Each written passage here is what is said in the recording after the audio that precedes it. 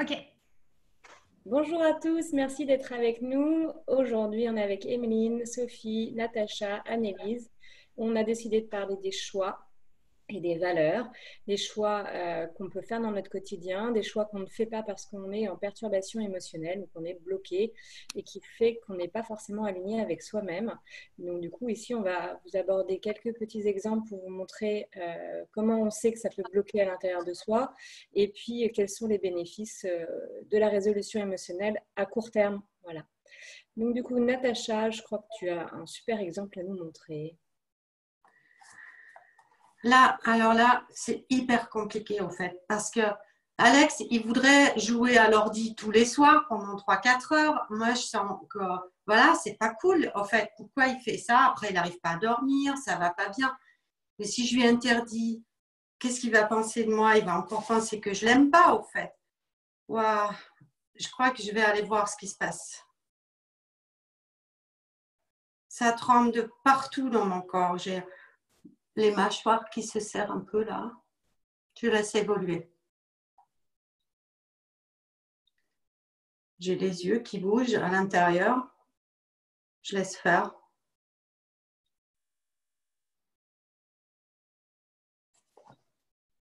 Ça se calme. Là.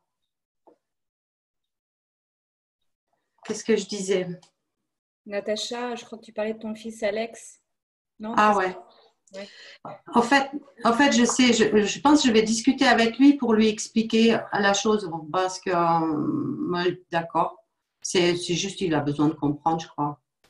Ok, merci. C'est quoi, Natacha? Là, qu'est-ce qui se passe en fait? C'est tes valeurs? Qu'est-ce que tu... Oui, en fait, pour moi, ce qui est important, c'est qu'il soit en bonne santé, en fait, qu'il fasse ce qu'il faut pour être bien dans sa vie. Je ne veux pas l'empêcher de jouer.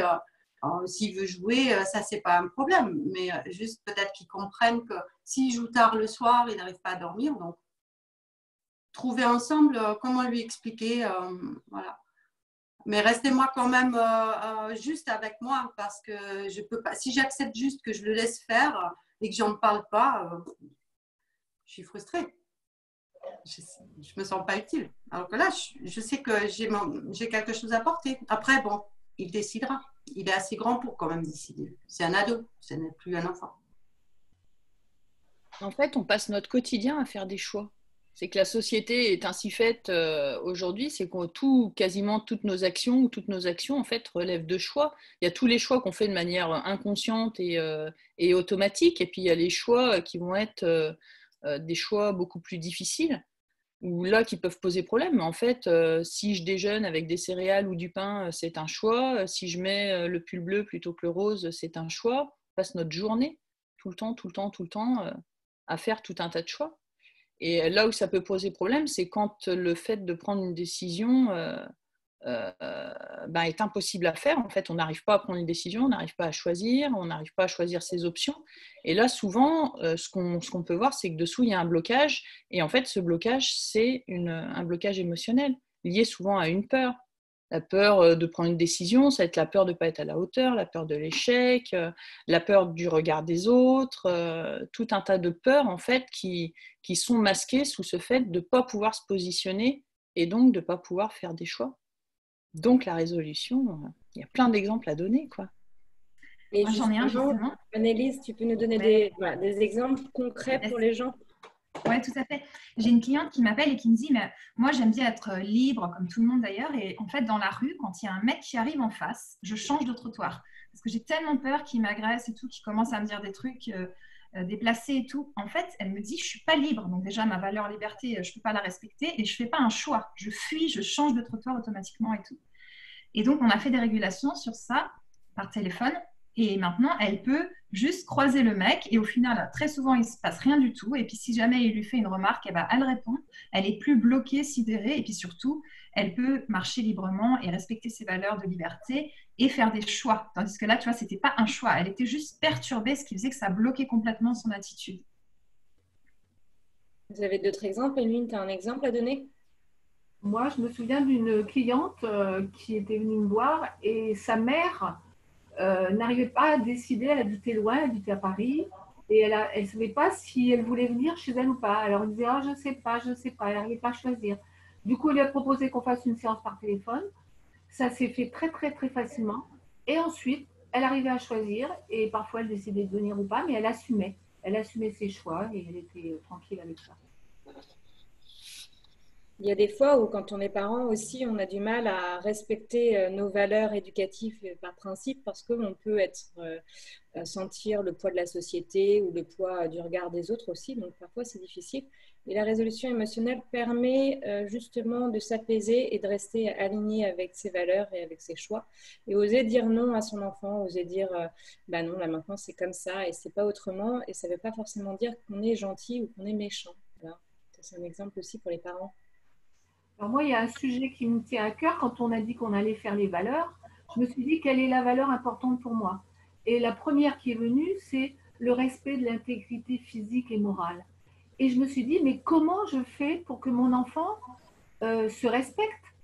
Et la plupart du temps, qu'est-ce qu'on fait? On dit à l'enfant, surtout si un monsieur veut te donner des bonbons, tu ne vas pas prendre, tu ne vas pas avec les étrangers, la personne que tu ne connais pas. Or, on sait que 94%, et c'est l'UNICEF qui nous le dit, des personnes qui agressent les enfants à touchement et abus sexuels sont connues de l'enfant. Et donc, moi, je voulais parler de quelque chose qui est très proche de la régulation émotionnelle, c'est de dire à l'enfant, quand on va toucher ton corps, on veut toucher ton corps, retourne à ton corps et demande-lui, ça fait quoi? Ça me fait oui ou ça me fait non? Ça, c'est un programme canadien des années 1990. Ça me fait oui ou ça me fait non?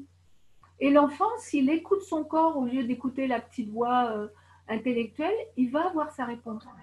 Et je trouve que c'est un élément très proche de la régulation émotionnelle, puisqu'on revient au pouvoir du corps, le corps qui sait nous dire ce qui est OK pour nous.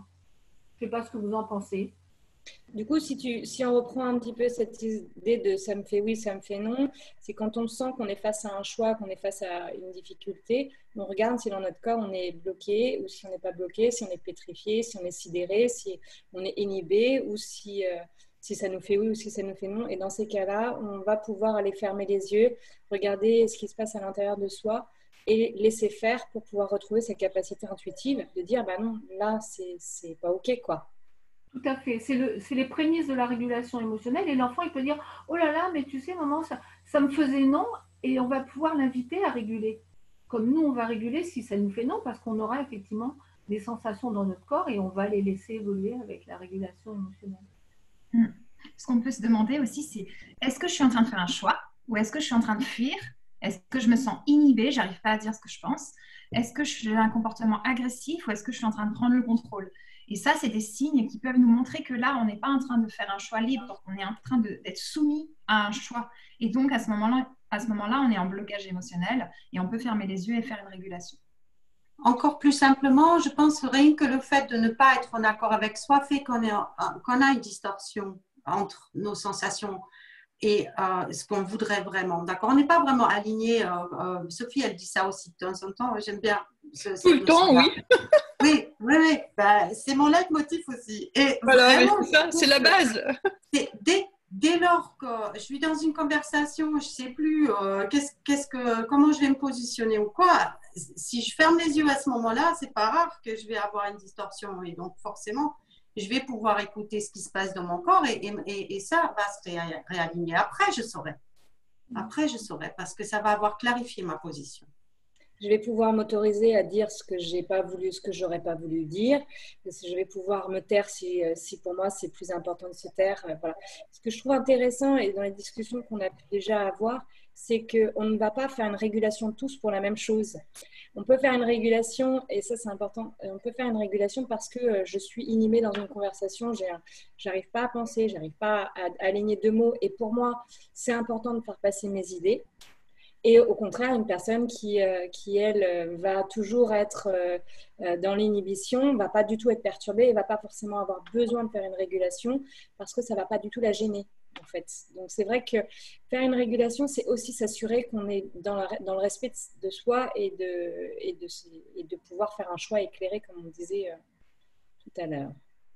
En fait, quand on fait des choix, souvent, c'est en rapport avec des expériences qu'on a eues, des expériences précédentes, en fait. Et en fonction de la teneur de nos expériences précédentes, si c'était des bonnes expériences ou c'était des expériences qui nous ont laissé des traces de difficultés ou de souffrance, en fait, ça va complètement influencer nos choix. Et c'est exactement le même principe que le fonctionnement émotionnel, qui fait que quand on a une émotion qui est bloquée, on a une alarme dans le corps. En fait, quand on a fait une mauvaise expérience, du coup, ça vient mettre aussi une alarme dans le corps. Et à chaque fois qu'on est confronté à un choix, en fait, ça nous ramène forcément à, dans cette situation antérieurement, comment je me suis sentie. Ben, si je me suis sentie en difficulté et que du coup c'est bloqué, en fait, ça crée un non-choix. Parce que quelque part, je suis dans mon blocage émotionnel, donc je ne peux plus choisir, je suis coincée dedans. Je suis verrouillée, donc en fait, ça m'enlève ma liberté en fait à ce moment-là. Je peux plus me connecter à mes valeurs, je suis bloquée dans une émotion, donc je peux plus choisir. Et en fait, du coup, je suis plus libre. On parle des valeurs depuis tout à l'heure. C'est intéressant de pouvoir lister peut-être quelques valeurs qu'on peut avoir qui sont différentes des uns des autres, sachant qu'une valeur, on va pas, elle se hiérarchise en fonction des situations. Donc, on a parlé de la valeur liberté, on a parlé de la valeur de l'intégrité physique. Vous en connaissez d'autres, des valeurs qu'au quotidien, on peut mettre en place? Le respect. La liberté, en ce moment, nous sommes relativement privés de liberté. Donc, comment on négocie ça?